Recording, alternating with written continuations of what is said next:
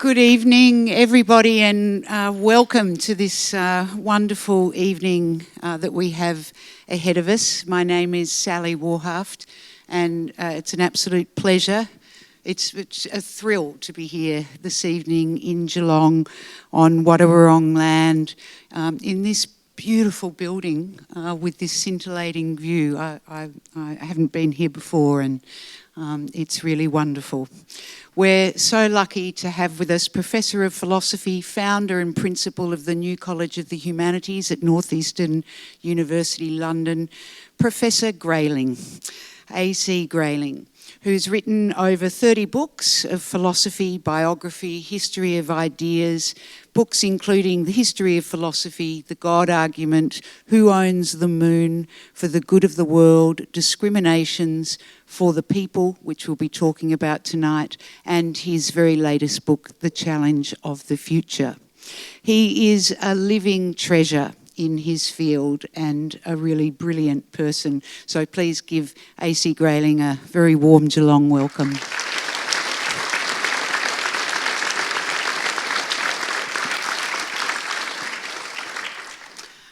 This book, For the People, investigates why we're seeing democracies under pressure, faith being lost in them, and the rise of authoritarianism.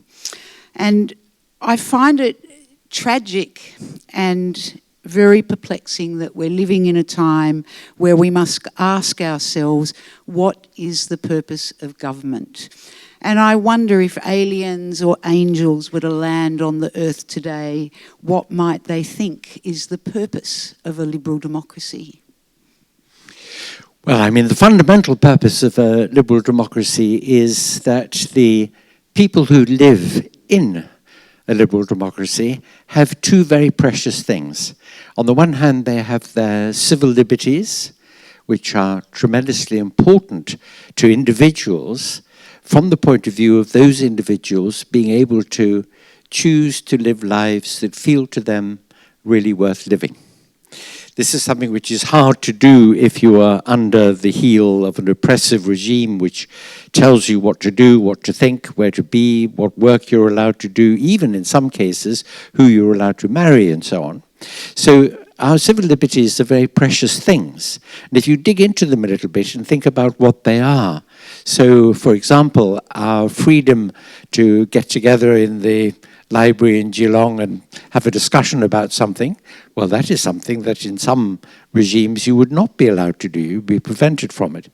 Your autonomy, your privacy, the fact that there are areas of your life which are entirely yours to make decisions and choices about, that's very important.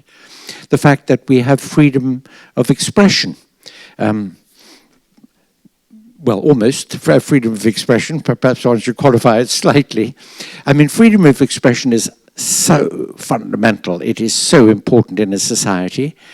Fundamental, but not unqualified, because one has to use it responsibly, and that means deciding what responsible use of free expression is, and that will always be a contested matter. But you know, if you didn't have free expression in a society, then you couldn't have politics. You couldn't have people proposing policy suggestions and people challenging them and questioning them. You couldn't have education worth the name if you can't discuss ideas freely, competing ideas. Couldn't have a legal process where you could accuse people and defend yourself. Couldn't have the creative arts unless you were able to be adventurous and do things, express yourself, whether in writing or in performance. That was novel, new, innovative, challenging, made people think and see things differently. So you can see how important freedom of expression is. But we all know, of course, that there are limits. Sometimes it would be very, very responsible. The classic case is shouting fire in a crowded theatre, let us say, where you do harm by that means. But whenever one thinks about restricting freedom of expression, as for example a state might do in time of war, so that the press is not allowed to publish things that might be useful to an enemy, it has to be very well justified. It has to be limited. The restriction has to have a sunset clause, so we have to know when that restriction is going to end. And it has to be very specific. But the fact of freedom of expression is one of our key civil liberties. So all the things I've mentioned, privacy, right of assembly, the right to have a voice, to participate, to take part in the process of deciding how society will work, all these things are absolutely central, and they are one of the most precious things about a democratic order, whatever actual form the democratic order takes.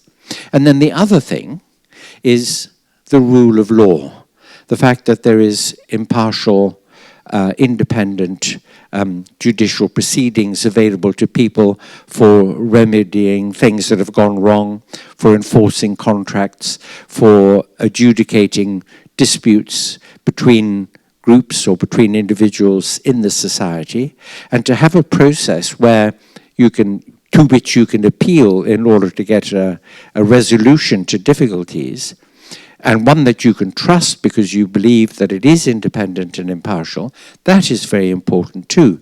And you can see the connection, that the rule of law is something that protects our civil liberties. And I always like to remind people, because I know you were all busy reading Livy in bed last night, weren't you, The History of Rome? And you remember what he says at the beginning of Book 2 of that wonderful work. He says, when we Romans threw out the haughty Tarquins, the kings of Rome, we replaced them, ruled by men, with the rule of law. That instead of being subject to the whim of tyrants, we agreed among ourselves what the law should be, and then we lived according to those laws. And one of the great strengths of the Roman Republic was the fact that it had done that, and that is a theme that runs through all the very best polities, all the best ways of organizing a society and government ever since. And democracy, which is a relatively newcomer in the historical scene, entrenches that idea. I was in bed last night with Abraham Lincoln and the King of England. Oh, yeah, good. And many of you will know that the King gave a speech last night in the American Congress where he touched on, he referred to Lincoln's Gettysburg Address a couple of times. Lincoln's phrase, government of the people, by the people, for the people, which of course is where the title of your book comes from, is, as you put it, a splendid encapsulation of the democratic ideal, but it is profoundly dishonest. Could you explain to us why? Yes, indeed. So, famously, of course, that terrible, catastrophic battle of Gettysburg in 1863 during the American Civil War, it was a slaughterous event. I mean, tens of thousands of young men were killed in that battle, and there was a great memorial service for the dead on the Union side at which Lincoln spoke. Very, very brief, but a very poignant and a very pungent speech, in the course of which he said, we on the Union side are fighting to defend government of the people, by the people, for the people, which, as Sally points out, has become a kind of standard definition of democracy. And as I say, I mean, I think it is a wonderful encapsulation of the idea, but it's when you dig into it that you begin to discern certain interesting points. So government of the people, that's all the people. Men, women, slave, free, young, old, it's everybody. So government is going to govern all the people. Government by the people, well, who are the people by whom government is done? Well, the people who have the vote, which in November 1863, at the time of that famous speech, were white men. In fact, not long before, it had been white men who owned property, so it was even a smaller franchise.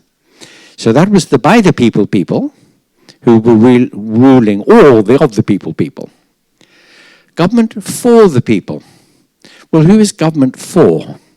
Well, you can bet your bottom dollar that no government is going to do things which will mightily displease those who voted for them or those who donated to their political party. So the for the people are even a smaller part of the by the people, and the by the people are an even smaller part of the people. So when you really look into it, you suddenly find out that actually, in democracies, there is a risk that the government of the people is going to be something done by a rather small moiety proportion of the people who are being governed. And those are the people, generally speaking, because they supported the party, and even worse, if they donated to the party, which gets into government, have an overweening influence on government. Indeed, anybody who is particularly wealthy or particularly influential, who has the ear of the leaders of a political party, will in effect have hundreds, perhaps thousands, perhaps even millions of votes over the one vote that the rest of us have. And that is a big distortion of democracy. And as time has gone by, with the expansion of franchises, as more people have been given the vote, so it has become necessary for political parties to become more organized, more disciplined, more dependent upon that part of the population that will support them, and certainly more dependent on those who will provide money for their party political campaigns. And that means that some sections of the society and of the economy can have a really, really big influence on what happens with public policy because of the control or the effect that they have on the party political process.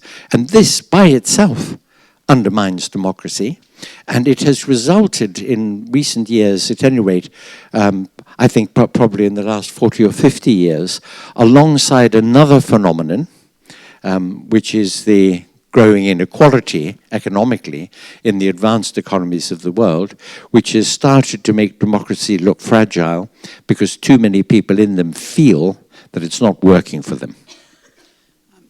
It's a wonderful outline of the first of four main reasons that you outline in the book about why democracy is under attack. And you talk about that sovereignty of Parliament is really the sovereignty of the executive, still, for everyone here, including in Australia, and that we've really turned democracy into oligarchy in this way. Party discipline reaches levels of absurdity. And, the example I would give in Australia is two politicians, Penny Wong, who is in the Labor government and now Foreign Minister, and Tim Wilson, who is in the opposition, who for years, they're both in same-sex partnerships and have been openly and proudly for decades, but who for decades pretended that they didn't believe in same-sex marriage because this was the belief of both of the parties. And of course, we then, it was open to a conscience vote. They were able for the first time to come out and say they'd changed their minds. And of course, they're both now married. And I always thought that was the sort of absurd end and very cruel end, because those kind of lies not only corrode the people telling them, but of course it's like a parent lying to their child. So what are the other things it's a sort of intersection between civil liberties and the way parliaments function that are important? Well, just to dwell for a moment on the point about party political government, you touch on a very important point here, which is that but because parties have to be disciplined, they have to appear as if everybody in the party agrees with the party line and everybody in the party toes the party line, that what happens is that most of the members of Parliament are in fact representing the party line rather than their constituents or the interests of the country. And the example you cite is a perfectly good example of that. And of course, if you had a situation where MPs were all independent, were not under the control of the whips, or didn't depend for their political careers on the party of which they are members, then you would have conscience votes all the time, that people would be voting honestly and not just in their partisan self-interest. And this is something which was recognized a very long time ago, when the founders of the United States of America were thinking about how to construct a constitution and what form it should take. There was a great debate mediated through a sort of journalistic process, the writing of the Federalist Papers and the Anti-Federalist Papers. And one of the authors of the Federalist Papers was a man called James Madison, and in the 10th of the Federalist Papers, he warned against party politics, what he called, in the language of the day, factionalism. That if factions arose and competed with one another to get their hands on the levers of power, the result would be polarization and divisions. And especially when you have an electoral system such as most of the so-called Westminster model countries around the world. So that's the UK, the US, India, Canada, many. Australia, in fact, is an adapted version of the Westminster model, but you now have an electoral system where it's possible for some independents to get into the process, which is a very good thing for Parliament. But in the UK and the US, the whole political landscape is divided between two political parties. And when that happens, you get a competition which can become vicious, as it has done in the US today, between these two factions trying to get into power. And the polarization, the division in society, the bitterness that can arise, the fact that in the US today, the political divide is almost a civil war, really, when you think about how deep that division is. When that happens, and there is no third, fourth, fifth voice, when the whole country really is hostage to a process in which, when one of the parties, one of the factions, gets into power, it rules as a one-party state, not in a situation where there are different opinions and points of view and interests which are being represented. So, I mean, this, I think, is a very good example of how, party discipline, factionalism, careerism in politics ends up with people actually being dishonest and not really acting in accord with their conscience or what they really deeply feel would be right, but acting in the interests of the party. Even when you do have a system that's, say, significantly better, I would say Australia's got significant protections compared to America, but still our politics is very bitter. It's a bit more polite. There are other parties that have voices, of course, but if you go and watch Parliament, it is a sham. A lot of the time. It's people asking fake questions and getting fake answers. And in some ways, even with those protections, our system seems to offer a diluted version without perhaps the spectacle, but with the seeds of something just as worrying within it. Should I be worried? Or do you think those safeguards that we have might just carry us through this bitter time? Well, I do think that one should be a bit worried about it, because this is evidence of the fact that party politics has infected government. So if you look at Prime Minister's questions in the UK, or if you look at debates in Canberra, what you see a lot of the time is party political campaigning, as if they're campaigning for the next election, or trying to get one over the other party, or trying to make claims about what this party has done or thinks is better than the other party, and so on. It's campaigning. And if government is just party politics by another name, then that is what turns people off and loses trust in politics and in government, and it's not a good thing. So one has to take a couple of steps back here and notice this. Politics, which is in a democracy, which is about a discussion, and it should be a very vigorous discussion, about the direction of travel and the choices that are to be made, and how the economy and how the society are going to be run and shaped. And it should be noisy. There should be ideas put forward and ideas challenged. It should be noisy. Democracies are noisy places, and should be, because they contrast with tyrannies which are silent. because nobody's allowed to say anything. So the noisiness is a good thing. But the noisiness is part of the campaigning, the election. The people choose, and then people go to the legislature to represent the interests of the people, the diversity of needs and goals and hopes in the population. And then a government is formed, and that government should be scrutinized and held to account and tough questions asked, but not in the interest of the next election, not in the interest of scoring points or getting one over, but in the interest of making sure that government is true and does its job. And if that were the case, one would expect to see quite a lot more bipartisanship, quite a lot more agreement about things that really would be in the interest of the country. I don't know, I could throw out an idea for this wonderful country, which I do with diffidence because I'm a visitor to your lovely shores. But I would say high-speed rail network, you know, around the country. As a visitor to your country, I feel that that would be quite handy. Who knows? We have to have a train to the airport first. Oh, well, yes, have a train to Melbourne Airport. That would be a big help too. Now, you could imagine, you know, a federal parliament or a state parliament, and everybody in it agreeing, wow, this really would be in the interests of the people. The investment in it would be great for the economy. The consequence of having it would be even better for the economy. So let's do it.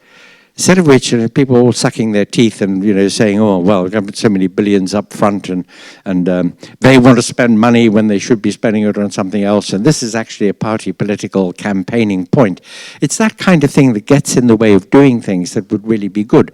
So you would expect that if you had a system which is a little bit more like some of the European countries, so I could just cite the fact, they're not perfect, by the way.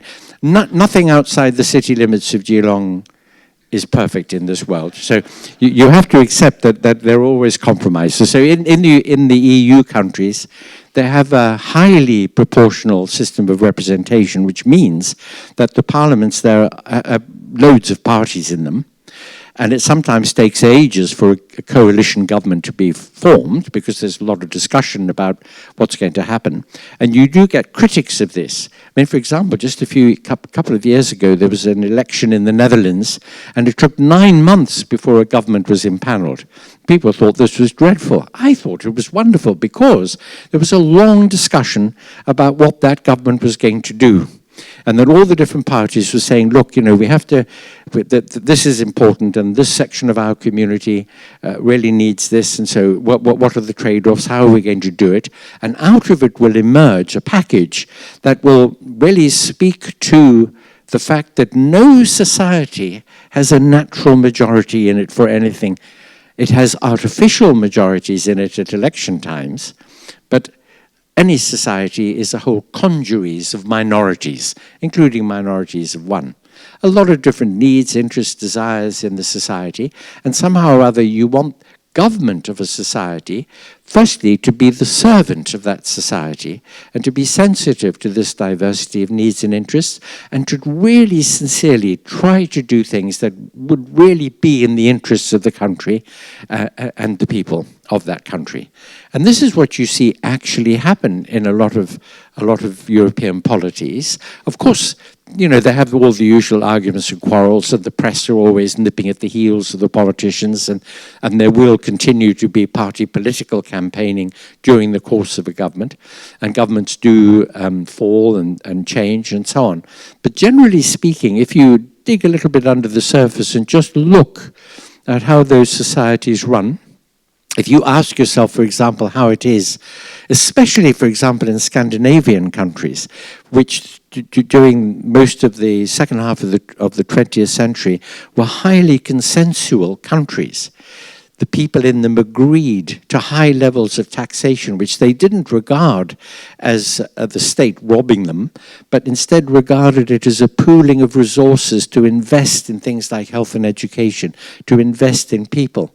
And those countries famously had a much greater communitarian sense. And to some extent, you see much more of that in European countries than you do in the United States of America or in the UK, or perhaps here, where partisanship is much more a factor in the political process. Now, the reason for mentioning all this, of course, is that one of the first of the four reasons that we're discussing here is disaffection, people thinking, you know, is the country working? Does government really work for us? Is democracy delivering the goods?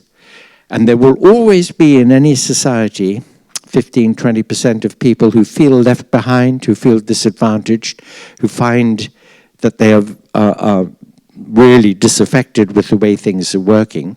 And they are the people who can be turned into the base for populists or far-right politicians or people who can make promises and criticize the government and criticize the elites and criticize everything and say, you see, it's not working for you.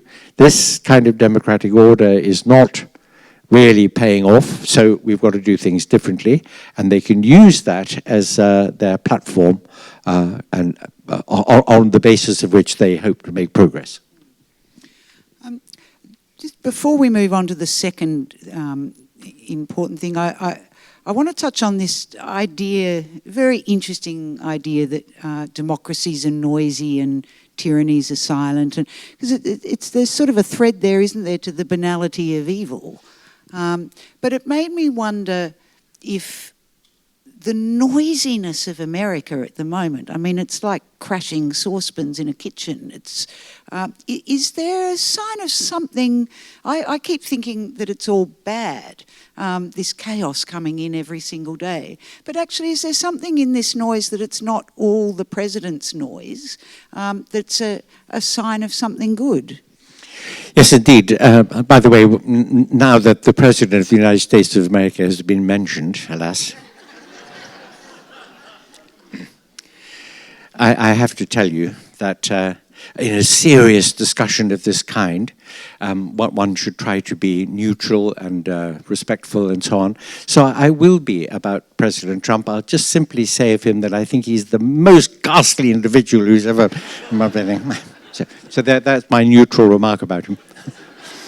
But Sally makes a very good point, which is that actually when you go down sort of below the level of federal politics, of Washington politics, and Trump, but by the way, it was wonderfully said about Trump that he is the only bull on the planet who carries his own china shop with him wherever he goes. You know? But when you get below the level of that and you start looking and below the level of the Supreme Court, of course, which is stuffed out with Trump's placement, and you look at the courts in the UK, you look at the state in the US, you look at the state governments in the US, you look at local level democracy. You know, in the US states, the democracy is everywhere, so they elect sheriffs, they elect judges, they do this, that, they have referendums every now and then about some proposal in California or wherever it might be. There's a lot of democracy and a lot of the noise of democracy at that level. And that is the big hope for the US, because Trump will very probably find, if he hasn't already, I mean, he's already crossed hundreds of red lines, but he has perhaps gone too far already, but will find himself hitting a brick wall because of the robustness of a lot of the structures underneath it. And an indication of this is what happened in Hungary just recently. So Viktor Orban was kicked out after 16 years, busily hollowing out all the institutions of Hungarian democracy. He had stuffed the judiciary with his placement, he had weakened the universities, he had taken control of the media by getting all his chums, you know, to own the media. He had changed the electoral system to privilege his own party, Fidesz. You know, he had done a lot of things to damage that democracy, and Péter Magyar, who is the new Prime Minister of Hungary, is going to have a big job trying to do a lot of repair and clean out some of the Orban appointees. But nevertheless, there was still enough left of that structure of the democratic pillars of that society for Orban to be voted out. And that is a very good sign, but it is also a signal to all of us in all our democracies to stay very vigilant and to make sure that things don't get more and more and more hollowed out to the point where we can't use what remains of a purely cosmetic kind in our quondam democracies to be able to, as it were, rescue ourselves and get back. So I mean, I think, you know, the noise in America at the high level, the sort of horrible noise that Trump is constantly making, and then these bitter quarrels between Democrats and Republicans, all that, especially in view of the fact that certainly from the right, from this new Republican Party, which had been taken over by the far right after the 1990s, you know, during the last couple of decades, there's been a real coup there. A lot of the more traditional Republicans are horrified by, you know, the sort of people that Trump and his epigonies are. But when you think about that at the federal level, that noise, it's really important to recognize that underneath it, there are structures that give us hope, that maybe they can defend themselves sufficiently against the wreckage that Trump is trying to commit and actually committing, so that there is a way back. The second main reason that you describe for democracy being under attack is the incredible growth and power of multinationals, which you describe as a second Gilded Age. And you've just touched on this in your last answer about the far right in America and the kind of connections that it's making, and the really important connections, that nexus between these multinationals, these billionaires, and particularly the far right. Can you explain to us why that attraction is so red hot? Okay, so the first thing to say about this is that big, very, very wealthy multinational corporations, many of which have annual turnovers far in excess of a lot of countries in the world, a lot of national economies. The thing about them is that they are not under the control of any one government anywhere. I mean, if any one government anywhere wants to try to regulate them or to constrain their treatment of workers or their breach of environmental regulations or so on, they would just simply move. I mean, they've got, you know, they're like caterpillars with hundreds of feet. They've got plenty, multi-located. They can escape any effort to try to constrain them. So they're very difficult to govern, to manage. But they influence individual governments by donations, by talking to them, by saying, we will remove investments in your country unless you deregulate so we can, you know, despoil the environment here, or we don't want you to introduce labor wage restrictions because we want cheap labor, whatever it might be. So the government can't control them, but they can have a huge influence on the government. And this has become a real toxin in world affairs. Because, of course, these big multinationals are always going to look for cheaper labor and move to places where they can get it. They're going to move to countries where, if they're extraction industries, for example, they can get on with their work without having to deal with you know, a lot of environmental lobbies and so on. And also, of course, they themselves don't really like democracies. Democracies move slowly. There's a lot of discussion, argument, all the noise. There are a lot of lobbies who demand, you know, that people behave well to their workforces, give them rights, look after the natural environment, constrain their activities. They don't like that, so they would like to help governments be elected who will deregulate and who will give them more latitude for their activity. And you know, it is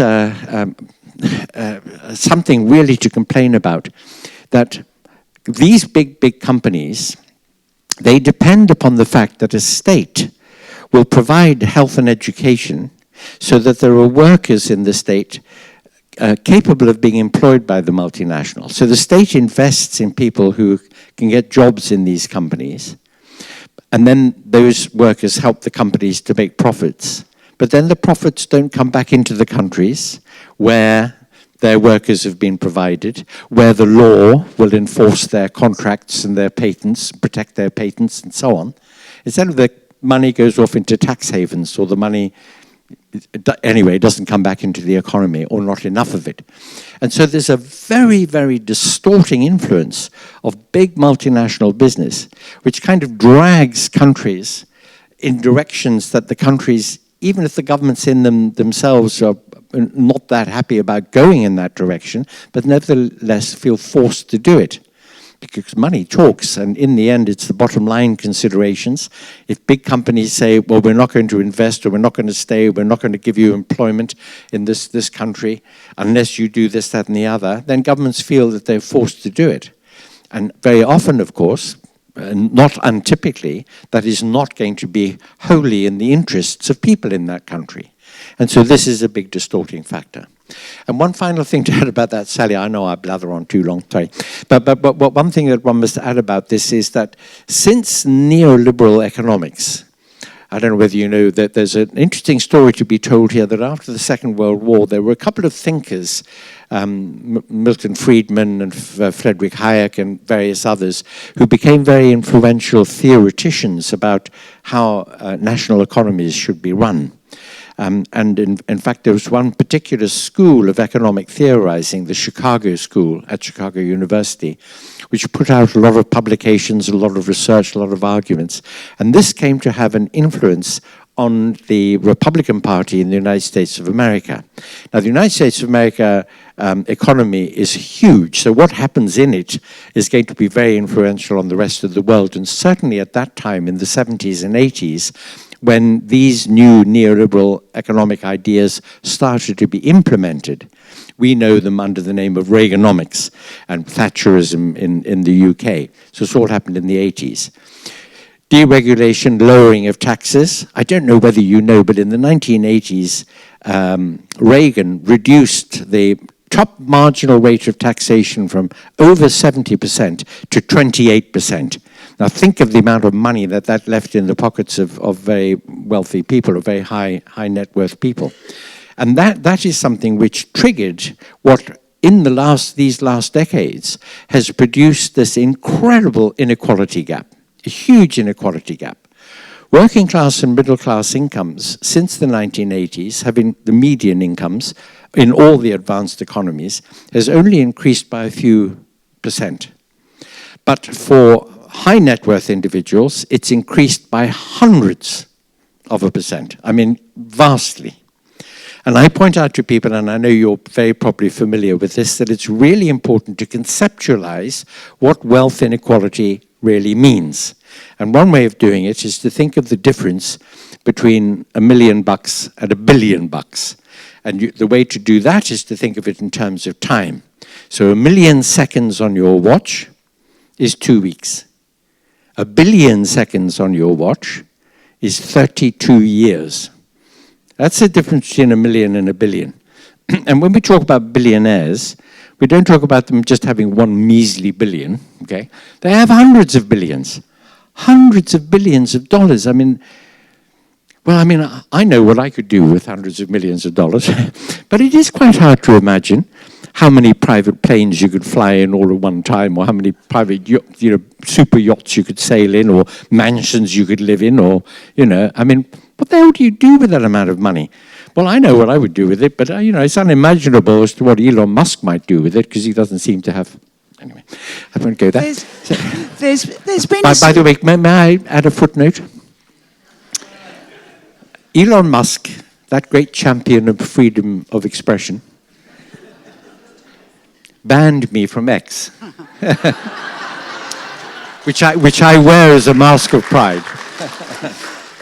There's been a sleight of hand there too with the middle class, and we've seen it in Australia where for a couple of decades every policy just seemed to be aimed at working families, the good middle class, families. And this was the same. But actually, when you point out those statistics, it's really interesting because it's the rich that have got richer here too, of course. At the same time as these multinationals have been having their billionaire parties, our globalised institutions have just weakened. So the United Nations, the European Union, but also universities. And, you know, you mentioned the Chicago School. You still teach, which is so wonderful, especially for your students. But is there anything, you know, like a school of thinking that we haven't come to know about, that might be useful in what's to come? Or are you going to just have to write all this for yourself?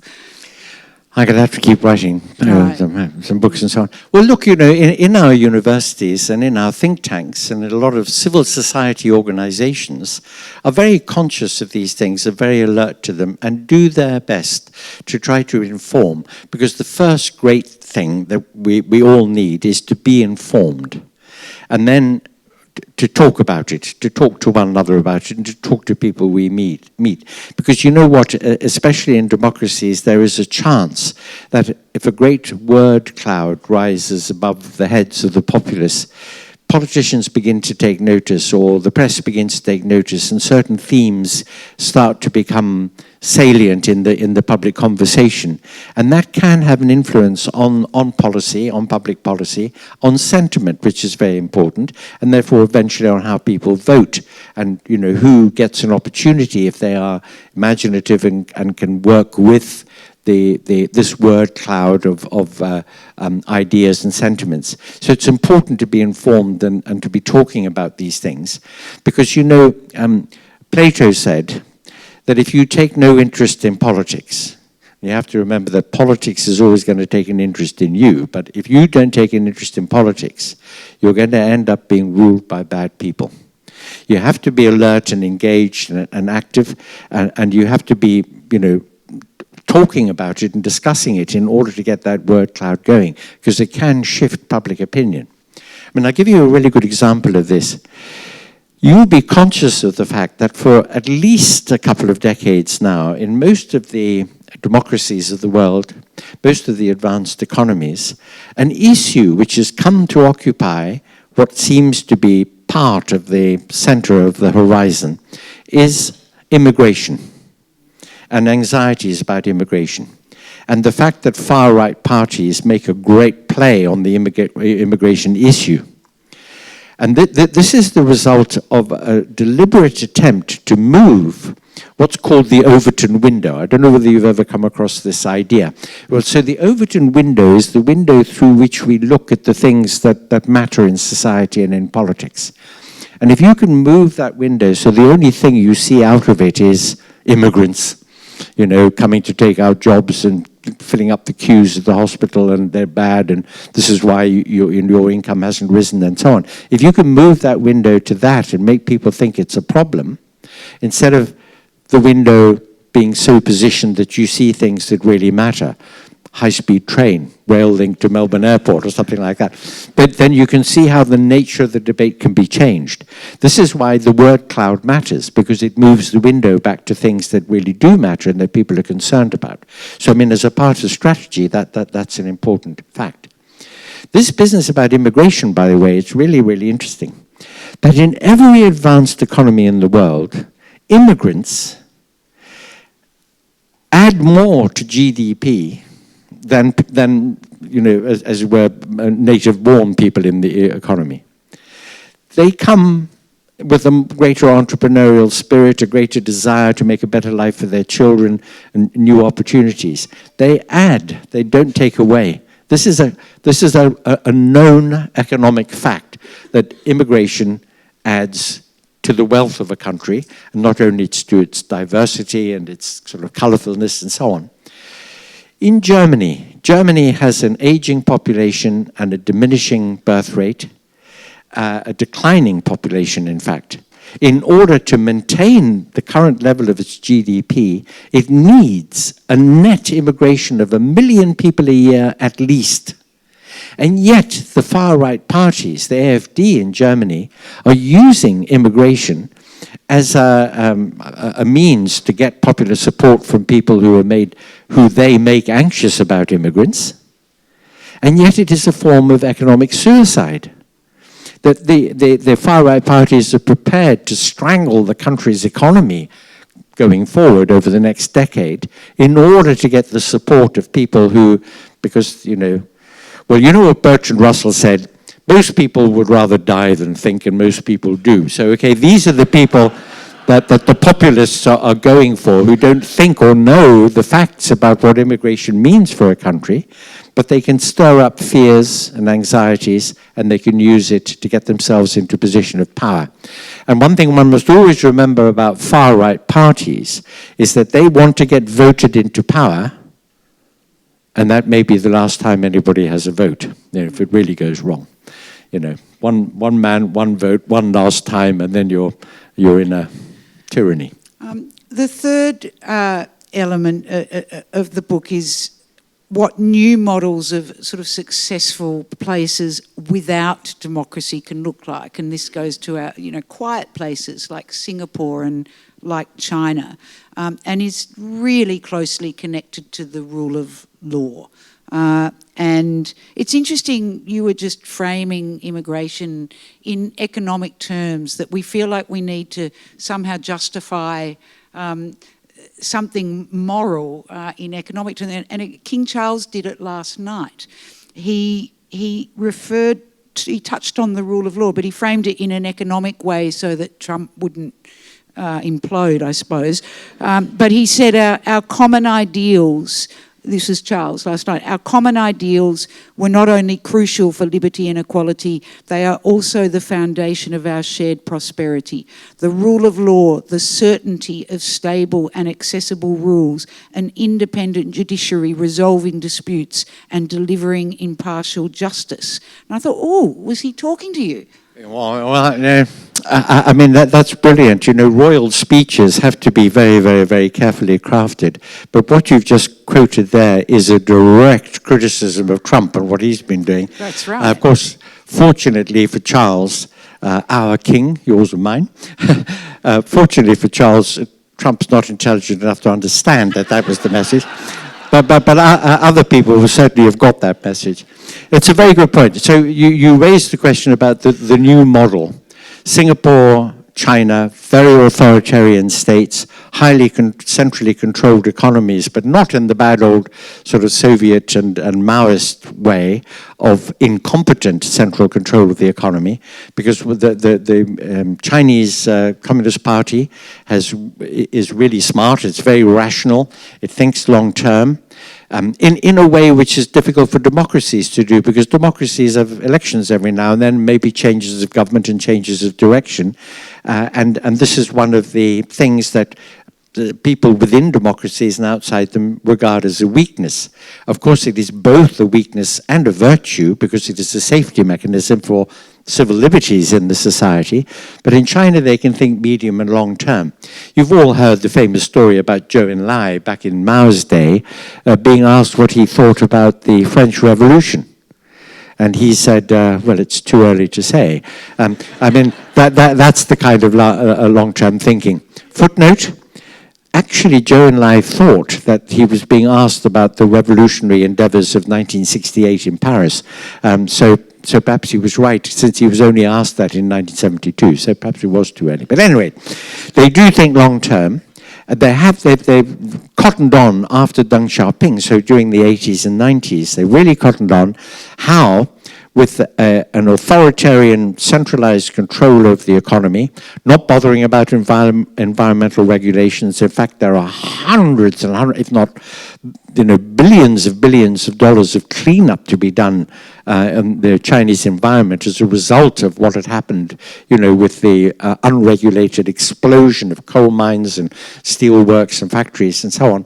But they were able to subsidize certain industries, control certain others, regulate in ways only that really benefited the economy and the exporters, controlled the currency, and it has been an immense success story economically, no question about it. I mean, China is the model in a way of modernity, in the sense of how a really, really smartly controlled, centrally controlled economy can be so successful, but at a huge cost, In the early part of this economic miracle in China, like all the big economies of history. So Britain in the 18th and 19th centuries, time of the British Empire, depended hugely on slave labor. The US economy depended on slave labor. The Chinese economy has depended, and may still to some extent depend, on slave labor, because there are tens of millions of people in the Laogai, which is the forced labor system in China, where, and this speaks to the civil liberties issue, there are many people incarcerated in those camps, not having been found guilty at trial, insofar as any trial in China is fair and free, but who were just sent there on what is called administrative detention, which is, sort of polite speak for just being collared by the police and sent off to a labor camp. Some years ago, I was very friendly with a man. I lived in China for a while, and I've written a couple of books about it, and I've written a lot about human rights abuses in China. And I was friendly with a man called Harry Wu, who spent 20 years in a labor camp, a forced labor camp in China, because of his activism on behalf of workers. And he told me that every single one of us will touch something at least once a week made by forced labor in a Chinese labor camp, all around the world. Whatever it might be, a little widget or a pair of chopsticks or a little plastic something, every one of us will touch something made in a forced labor camp in China. And so the economic miracle of China in part depends upon the fact that it had costless labor in labor camps, just like the US economy and the British economy before that, depending upon really, really, really cheap labor. But also largely on a very, very smart application of central political control of the productive processes. But as I say, at the cost of the fact that people in China do not have civil liberties worth the name. They don't have any part in making decisions about the arrangements under which they live or the laws under which they live. The rulers, the head of the party, the heads of the party, are above the law. And when this happens, by the way, in any country, as is the case with Trump, I mean, it is an indictment of what's happened in the United States, that a man who should be in prison is in the White House. This is somebody who has been placed above the law, and so the rule, of law has turned into something malign, which is that the law is made by people according to their whim and not by a due process. And in the case of the People's Republic of China, the laws are expressive of the party's will and not of something which is independent and impartial. But look, there are lots of people in our democracies, too many people in our democracies, and certainly many people in big business and international business, who look at the Chinese model, and if your eyes are fastened only on money, on profit, on GDP, on the economy and the size of the economy, then you're going to think to yourself, that's how to run things. That how we run things in our democracies is so messy, so much conversation, takes too long, have to be decisions. We've got to place all these regulations. People look at the EU and they say, oh, look at the EU growth is less than it is in the US or in China. And what they don't realize is that reflects the fact that how the economy grows and what happens within the economy is subject to constraints of will, of what people want in those economies. For example, so I live in Paris now, very hard work. Having bailed out of the UK because of Brexit, another stupid disaster, and the country's going down the tubes. But anyway, so I've gone off to live in Paris, hard as it is. And the French, of course, are always having demonstrations about this, that, and the other. And I was very amused quite soon after moving to Paris, and I live in Saint-Germain-des-Prés, which is in the 6th arrondissement in Paris, where all the big demos happen. They're called manifestations, and the French love demonstrations. There's a famous story about a little boy who had joined the thousands and thousands of people who followed Jean-Paul Sartre's coffin up to the Montparnasse cemetery. And when he got home, he told his parents that he had joined the demonstration against Sartre's death. Well, that's the French way of thinking about things.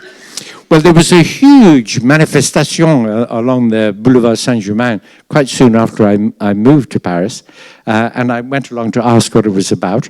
And it was about the fact that people were objecting to a proposal by the French government to raise the age of retirement from 62 to 64. Look, I have to tell you, about 4 years ago, the Seine flooded. And it flooded right up above the embankments, and it drove all the rats out of the sewers. And the streets of Paris were just a swarm with rats. It was awful. Everywhere you went, they were just running all over the place. And the then Lady Mayor of Paris decided time to get rid of the rats. Immediately, a great French debate sprang up between the ratists and the anti-ratists. Oh, but the rats are the right of existence, you can't kill them, you know. Anyway, that was fantastic. And I found myself very divided on this great debate because I was kind of pro-ratist from a theoretical point of view and anti-ratist from a practical point of view. So I was, you know, so you can witness what happens in European countries. In Germany and the Netherlands, it's much quieter and more sober than it is in France. So, you know, what they say in France is, it works in practice, but does it work in theory? Well, we have to have a philosophical discussion. but it is kind of emblematic of the fact that there is a lot of talk and discussion, and so things move more slowly as a result, and the economy grows more slowly as a result. There's no conversation in China, except in Zhongnanhai, which is the part of the Forbidden City where the Central Committee meets. They're the only people who have the conversation in that country, and things work on the instant. When the directive goes out, everything happens, so GDP grows at 7, 8, 9, 10, 11%, or whatever it has done over the last 20, 30 years. And that's never going to happen in a country which has votes and political parties and discussions, and it would certainly never happen in France. We're so fast running out of time. We thought we might have time for some Q&A, but we're not going to, or we won't get through. But you will be able to ask Anthony a question if you get a copy of one of his 40-odd books. Now, they only sent me 38 of them to read before we met. And one of them they didn't send me was the moon, the cost of the... who owns the moon? Who owns the moon? And I want to ask you about this in relation to the fourth and final section of things undermining democracy. And that is attacks on democracy. And there's lots of things you talk about in the book that, you know, AI and technology and Confucius Institutes in Australia. You'll have to read it to get this detail because of our time limitation. But I wanted to ask you about a more subtle way that isn't in the book. And it came out of a brief conversation we had earlier. And, you know, I've been feeling very bleak about the world. And one of the... Obviously, because I hadn't read Who Owns the Moon, silly me, I followed the Artemis mission with the starry-eyed wonder of a 6-year-old in a school watching it on the television. I really, and I knew, of course, that this was a race for colonising it, but I put that aside and I let myself get totally sucked in to the joy of these 4 astronauts having this experience that I will never be able to have. Their remarkable bond, it really was touching. And I mentioned it to you, I was put right back in my place, which was to tell me that, of course, this is, even this is orchestrated. And I thought of that as something more subtle, but more pernicious in a way, undermining democracy. Well, it's a very good point. So a tremendous amount of propaganda is insinuated into the conversation of society deliberately by Russia and China, for example, but also by actors within our own societies who are disaffected and want to have a go, at the society or at the order. China and especially Russia in connection with Europe would like to see the EU as weak as possible, divided as possible, to see as many countries leave the EU. I mean, Brexit was a great Russian success story because they helped fund and undermine, the sentiment about the EU in the UK. So even if they didn't have as an immediate goal bringing down a democracy, to disrupt and distract and to disinform, to do that is enough to cause trouble, to weaken and enfeeble a democracy in the interests of the autocracies. And they will get agents within the country, not just spies, but also actual residents of the country, persuade them that they're living in a country that's not serving their interests. They will back far-right parties, or for that matter, far-left parties, to kick up a dust and a fuss and, in general to do that. So we are subjected to a storm of propaganda of that kind. And the point that you raise about the moon is interesting because this is us doing propaganda to ourselves in the following way. Yes, the Artemis II mission was in itself, of course, a triumph of engineering and physics, and the astronauts are very brave. God, I would be terrified to go up in one of those things and hope to come back again. And it was a marvelous thing, and it's lovely to see the Earth rise from the moon and so on. So it's very beautiful. But the concentration on, the individuals and the individual event itself obscures the fact that it is a pixelation, a little dot in a very, very, very much bigger picture, which has some very positive aspects to it, but also some potential hazards, which is why I wrote that book, Who Owns the Moon? Is because there is, at the moment, an enormous race going on to get hold of resources on the moon. Minerals, water ice, the helium-3 gases in the regolith, to use the moon, orbital stations or bases on the moon to mine the asteroids. There's an estimated several trillions of dollars worth of mineral resources in the asteroids accessible from the moon.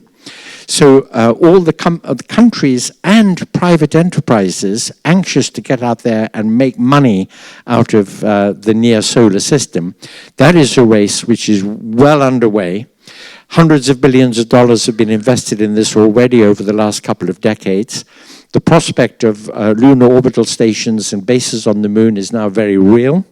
So the Chinese consortium with Russia and a few other countries already have very developed plans and actual engineering developments to establish an orbital station around the moon before the end of this decade.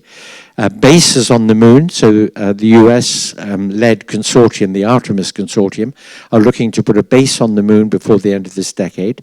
And all this is in the interests of our old friend profit, of making profits out of what's going to happen out there. And as it happens, there are very, very few and very feeble agreements about how people will behave when they get out there into space. Space is a Wild West frontier. Space is a place so unregulated, so free of international agreements, that people can do pretty well what they like. There are some hopes that people won't make sovereignty claims to parts of the moon. But it's already happened in the Antarctic when China became party to the Antarctic Treaty and set up they now have 5 research stations in the Antarctic, and they have said that they want the area of the Antarctic around each individual research station to be considered a special interest zone for China, which is just another way of saying a Chinese colony on the Antarctic. Why? Because the moratorium on mining in the Antarctic comes to an end in 2048. So they're thinking ahead about all the minerals that lie under the ice.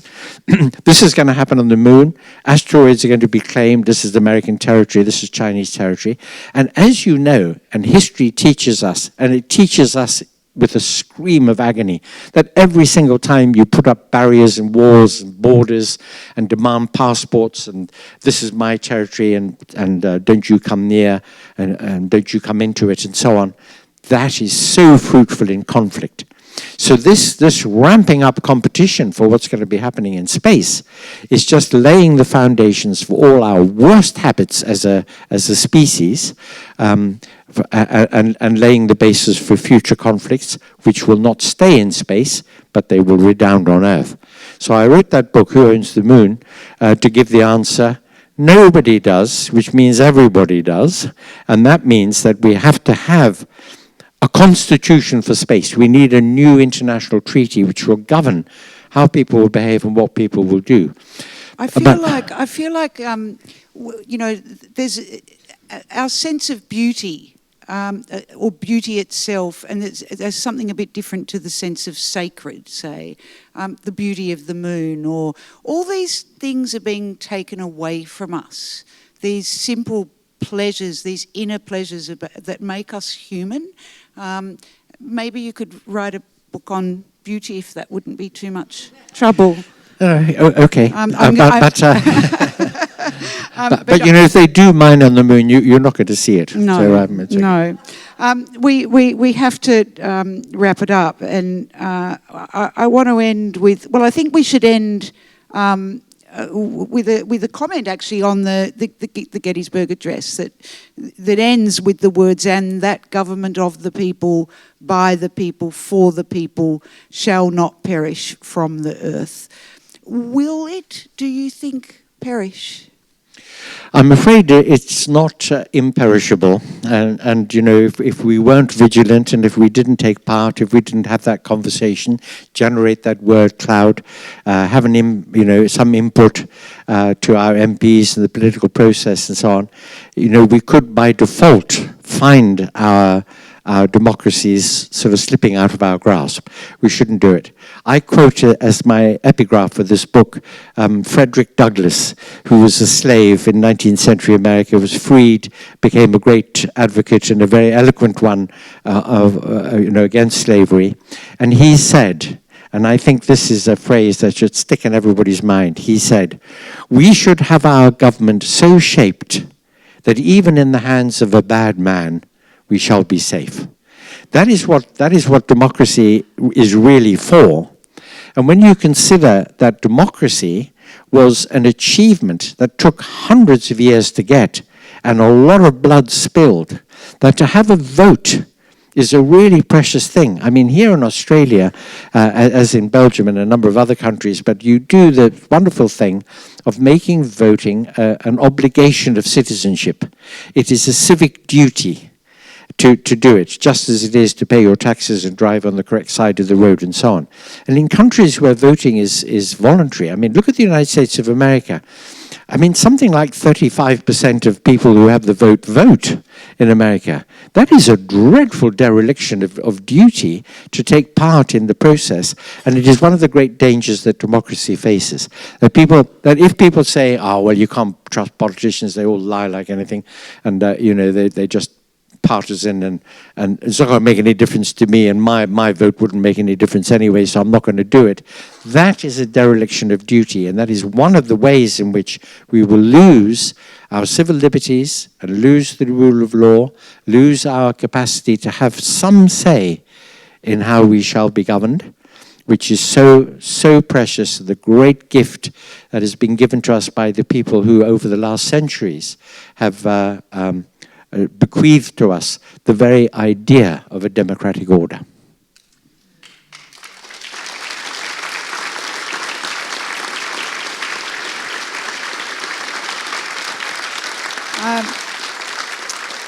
Thank you so much, AC Grayling, for sharing your precious time with us. Thank you all for coming. You've been a wonderful audience. Thank you to the bookseller for tonight's event, whose name escapes me. What you do is going to slow down all the ambitions of bad people. So please enjoy, have a look through the selection of books that AC Grayling has here tonight. He will sign some for you. Travel home safely, and thank you again so much. Professor Grayling.